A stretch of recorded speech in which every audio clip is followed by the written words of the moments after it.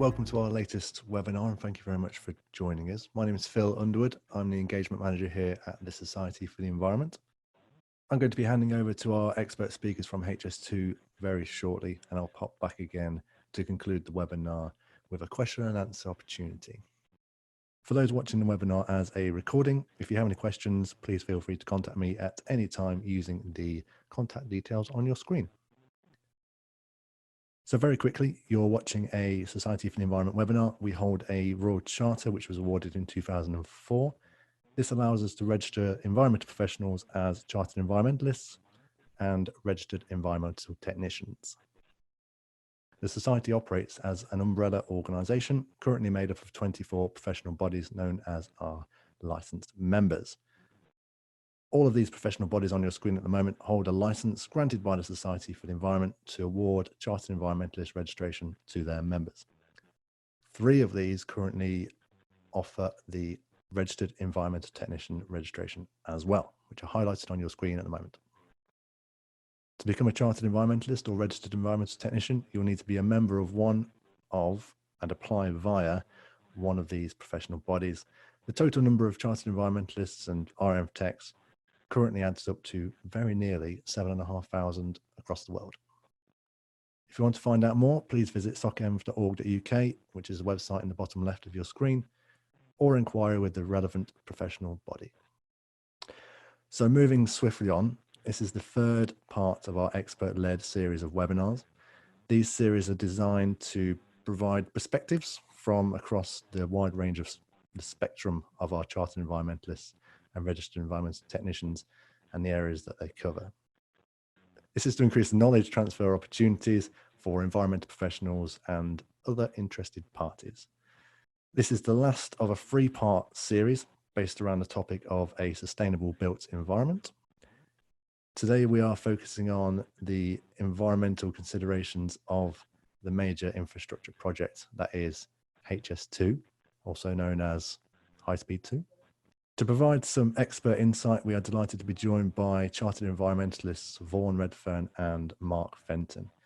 For the recording, i.e. the videos you're now watching, you will have noticed that we've split the webinar into 2. Vaughan's section on soil management within the project is available on the 2nd video, along with the Q&A with both Mark and Vaughan. This is just to make your viewing experience easier. Vaughan's section is linked to in the description and at the end of this video, or simply find it on our YouTube channel or on our website.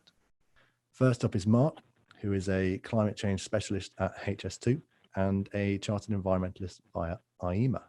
So a huge welcome to Mark. Are you with us? Yeah, hi there, Phil. Thank you. Excellent. Mark will be providing an insight into the world of carbon management on HS2, including their net zero plans and aims to minimize their carbon footprint. So Mark, if you are all set, I'll hand over to you. Okay, thank you. Yeah, good afternoon, everyone, and thank you for the invitation to speak today. So just a little bit about me. I joined HS2 in 2013. I work in the environment team within the Infrastructure Directorate, and that's the part of the organisation that acts as the environmental technical authority for HS2. I develop and implement the carbon management policy, the technical standards, and ensure that the design and construction of the railway delivers against our carbon reduction obligations and objectives. Before HS2, I worked at Halcro, a multidisciplinary engineering consultancy in their sustainable buildings services team. I have a degree in environmental sciences, a master's in environment and climate change, and I'm a Chartered Environmentalist. So I just wanted to start by setting out what HS2 is. So HS2 is the UK's new high-speed railway. HS2 Limited is the company that's responsible for programme management for the planning, consultation, design and construction of HS2. And HS2 Limited also acts as the future infrastructure manager and network operator for the infrastructure. So back in 2017, we were granted the powers by Parliament to begin the construction of phase 1. So that's the new high-speed line between Birmingham and London. In July of 2017, we awarded the main work civil contract to 4 joint ventures. So they're the companies who've been developing the civil designs. In the meantime, enabling works have been underway, so things like ecological surveys, archaeological digs, utility and road diversions. And we expect to issue notice to proceed this year, which is essentially marks the start of building of phase 1. The bill to gain the powers to construct phase 2A, so that'll extend the new high-speed line from Birmingham to Crewe, is currently in Parliament, and all going well, we expect the bill to become law this year. On phase 2B, so that takes the high-speed services to Manchester in the northwest and Leeds via the East Midlands and South Yorkshire. So the government has agreed to develop an integrated rail plan for the rail investment in the North and the Midlands. But the government's made it clear that HS2 will serve Manchester and Leeds. So this is about looking at how phase 2B fits with other investments so that the whole package can be delivered faster, cheaper, and with less disruption. So why is this new railway necessary? So HS2 is a brand new line. It'll provide a step change in capacity. It'll create more seats for passengers and more space on the rail network as a whole. And that allows train operators to run new and more frequent regional, local and commuter services. And while the government does have a programme for investment in the existing network through Network Rail, the additional capacity needed there can't be provided by the current incremental and patch and mend approach alone. And when the full HS2 network's up and running, we expect HS2 trains to carry over 300,000 passengers a day, so over 100 million people a year. And HS2 is an integrated system. It's not just about London, Manchester, Birmingham and Leeds. Our trains will be capable of crossing over to the existing rail network. They will travel north all the way to Glasgow and Edinburgh. And taken together, HS2 will stop at over 25 stations and open up access to the high-speed network to around 30 million people. So that's about half of the population of Britain. And once built, HS2 will be an essential part of the solution to move the UK towards a net zero carbon future. HS2 is a low carbon mode of transport. So a passenger kilometre on HS2 will emit just 8 grams of carbon in 2030. So that'll be 17 times more efficient than domestic air and 7 times more efficient than road.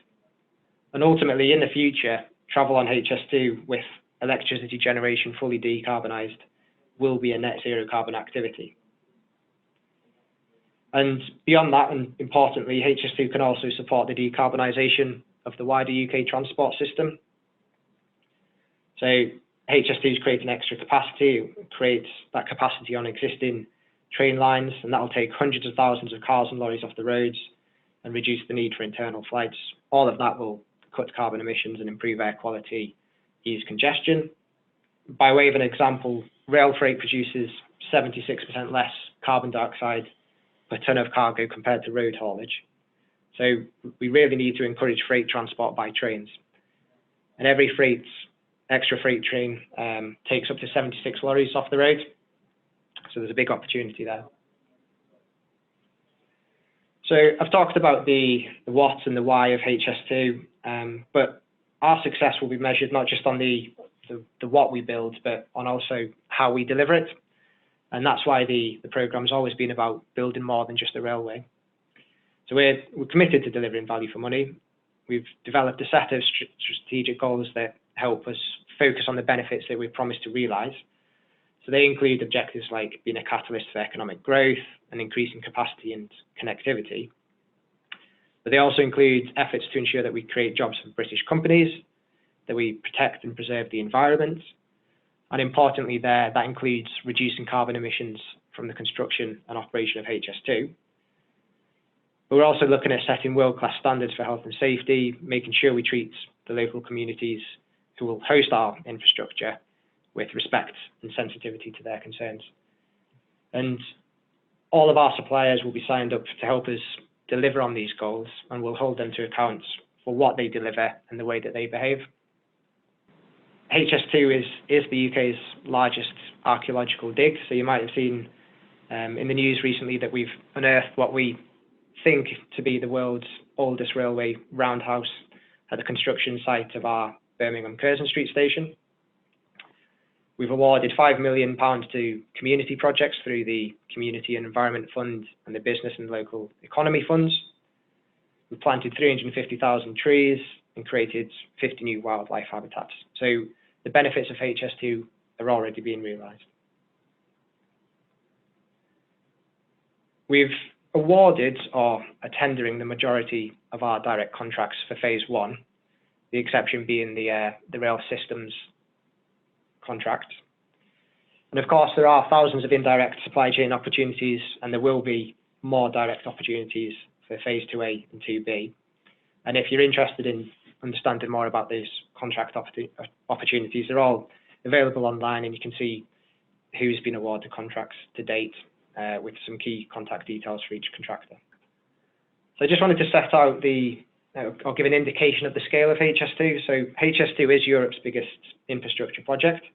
And in reality, phase one is a portfolio of major national projects stitched together. It's 216 kilometres long, includes 75 kilometres of cutting, 63 kilometres of embankment, 16 kilometres of viaducts. The numbers are just massive. So over 1 million tonnes of steel, 13 million tonnes of concrete, and 63 million cubic metres of excavated material. So just to put that into context, phase one alone involves more tunnelling than Crossrail, requires substantially more concrete than Hinkley Point C, and involves significantly greater volumes of excavated material than Thames Tideway. So inevitably, a programme of this scale and complexity has the potential to have a substantial carbon footprint, but we are committed to working with our supply chain to minimise the carbon footprint of the programme.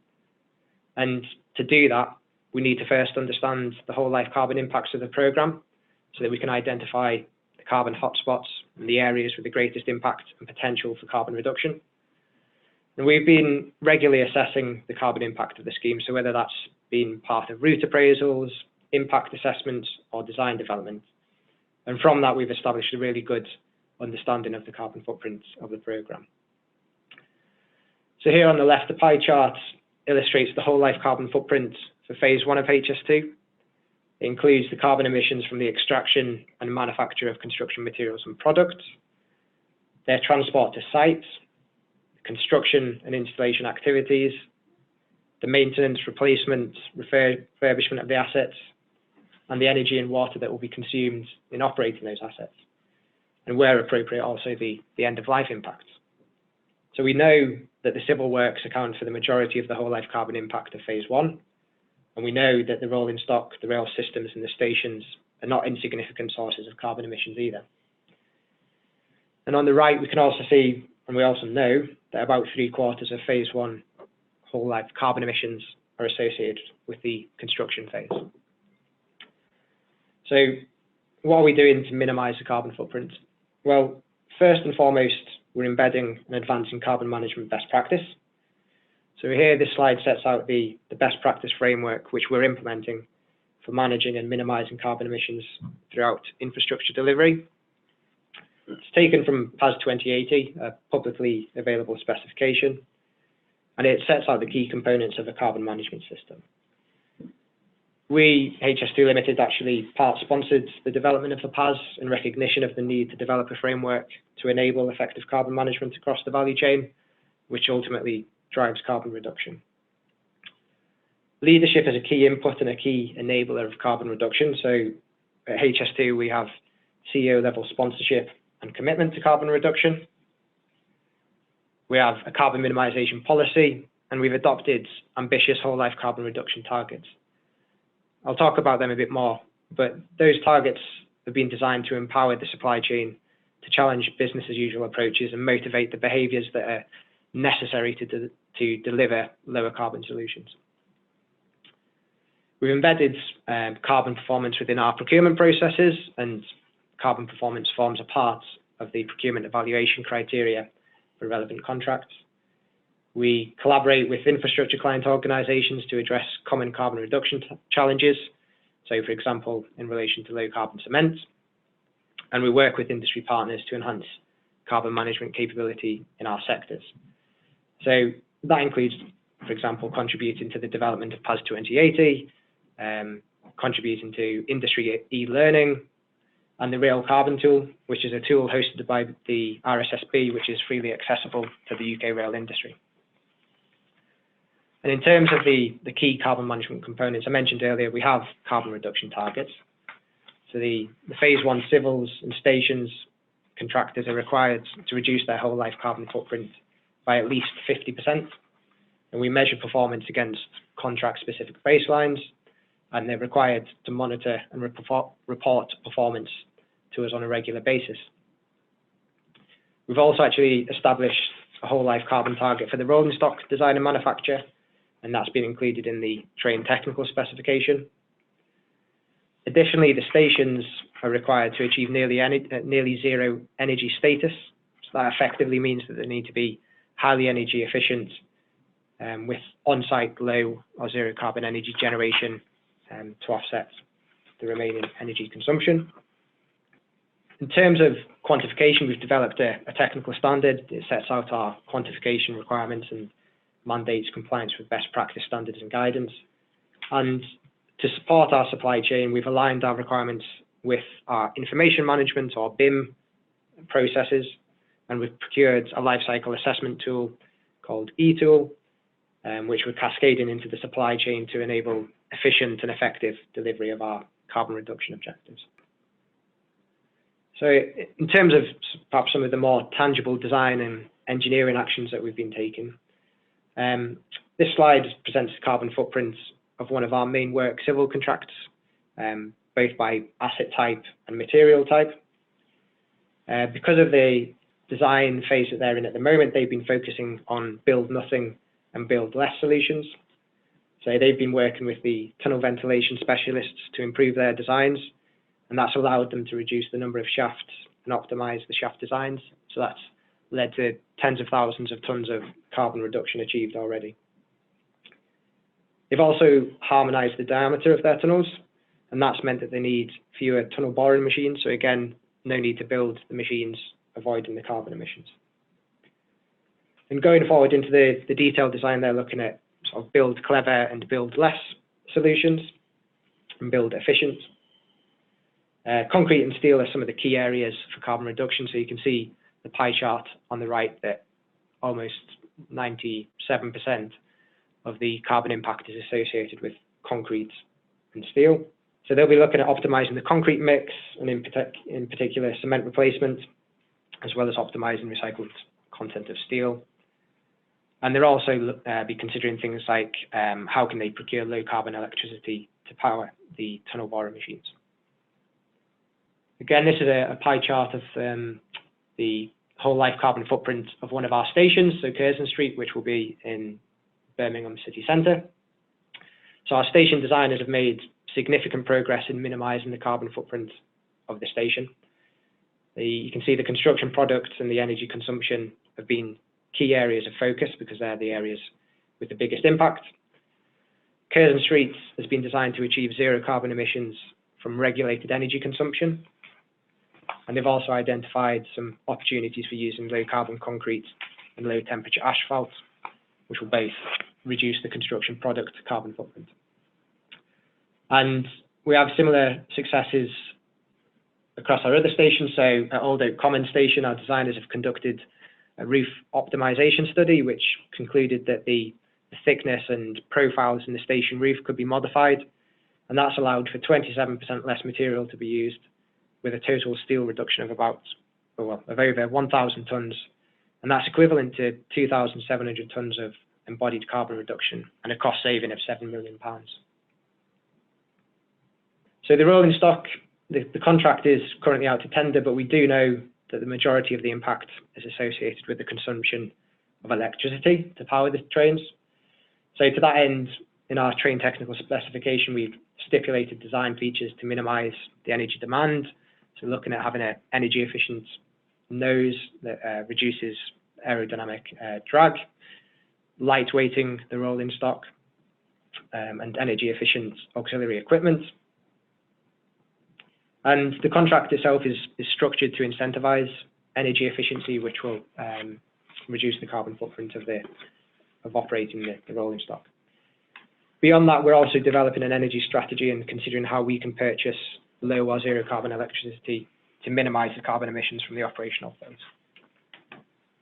So I hope that gives you a good insight into the varying activities and initiatives that we've been implementing at HS2 We're on the journey, but we're making good progress. We require and need to collaborate with our supply chain and needs a lot of new innovative solutions from our supply chain. So please do get in touch with us if you have any questions. There's a number of ways of getting in touch with us, and there's a number of different sources of information there should you require any more. Thank you. Brilliant. Thank you very much for that, Mark. Some serious stats there. Very interesting indeed. Next up is Vaughan Redfern, Principal Environmental Consultant at Atkinson HS2 and a Chartered Environmentalist registered via the Institution of Agricultural Engineers, or IAGRE. Vaughan is a soil specialist and will focus his talk today on the role of soils in sustainable construction and the strategies applied within the HS2 project. As mentioned at the start of this webinar, we have split the webinar into two, and Vaughan's section is available via a link within the description if you're watching on YouTube, or the video can be found below this video on our website. We'll also link to Vaughan's video at the end of this recording. It's got some really good insight into the world of soil management on HS2, so it's definitely worth a listen. That isn't quite the end of the webinar just yet. Please stay tuned for just a minute longer. There might be some opportunities that will interest you somewhat. We shall see. First of all, our next series of webinars is on the topic of climate change, a 2020 perspective, and we are looking for Chartered Environmentalist and Registered Environmental Technician speakers for the webinar. You'll be joining Chartered Environmentalists already confirmed, who will be covering subtopics, including the role of forestry, the importance of professionalism, and the link between materials, resources, and climate change. So if you have a project that you would like to showcase and allow other environmental professionals to learn from, if you have some top tips that other sectors should consider in their work, or guidance on how you have implemented relevant standards and frameworks, please do get in touch with me. You saw my details at the start of the webinar. If you're interested to hear more about becoming a Chartered Environmentalist or RF Tech, please look at our How to Become and Why Become recorded webinars, which are on our website. You'll also find the recording of parts 1 and 2 of this A Sustainable Built Environment webinar series on there now, which will be joined by this recording of this webinar very shortly. They're also available via our YouTube channel, so just type in Society of the Environment, you should be able to find us, and you can subscribe and gain notifications of new webinar recordings and various other CEnv content. Right, this one's quite exciting as well. Each year we celebrate World Environment Day by sharing environmental good practice across sectors, inspiring action and showcasing achievements with a brilliant awards and lectures event. This year we're doing this slightly differently. We're running 3 expert-led streams to form our annual awards and lectures, and that's to tie into the 2020 MEMCOM conference as event partners, and we'll be forming the MEMCOM Sustainability Summit, so that's what we're going to be running. It's a very exciting event, bringing together environmental professionals and the membership community to share knowledge and provide leadership across sectors. The event will have a special sustainability theme running through it. That's going through the entire event, not just the sustainability streams, but also across the entire MEMCOM event. And we're looking for speakers to provide inspiration, advice, guidance, and support for the delegates to make a difference. We're looking for speakers, facilitators, discussion leads, keynote talk providers, for the 3 streams of biodiversity, getting to net zero, and managing resource materials and waste. The biodiversity stream links directly to the biodiversity global theme for World Environment Day 2020, set by UN Environment. This stream is designed to share in-depth knowledge and up-to-date challenges and theories around the topic to an audience of environmental professionals and key sector leaders within those membership organisations and charities. The net zero and resource and waste streams differ slightly in that we want to provide the insight, guidance and tools for membership organisations and charities and trade associations to make a difference internally and to allow them to become leaders within their sectors. So it's a really important thing that we're trying to do here to provide the information that they need to make a difference across their sectors. The influence in the room that will be there on the day to make a wide difference and to break out of the silos is a great opportunity. So we very much want you to be involved. Again, if you're interested, please get in touch with me. My details were at the start of the webinar. As part of the Sustainability Summit in partnership with MEMCOM, we will also be presenting the highly prestigious 2020 Environmental Professional of the Year Award. We will be opening nominations very shortly. Nominations can be either Chartered Environmentalists or Registered Environmental Technicians, but anyone can make a nomination. So if you are interested in that, please go ahead and look into that. You can also submit a self-nomination. It's very much up to you. That's very much encouraged. Nominations will be judged on the extent to which they have made a difference while demonstrating an outstanding record in the 4 main competencies in the CEnv or RF Tech registrations, as well as a 5th criteria that underlines the exceptional outcomes of their work. So keep an eye out for details. That'll be coming very, very shortly in the next week or so.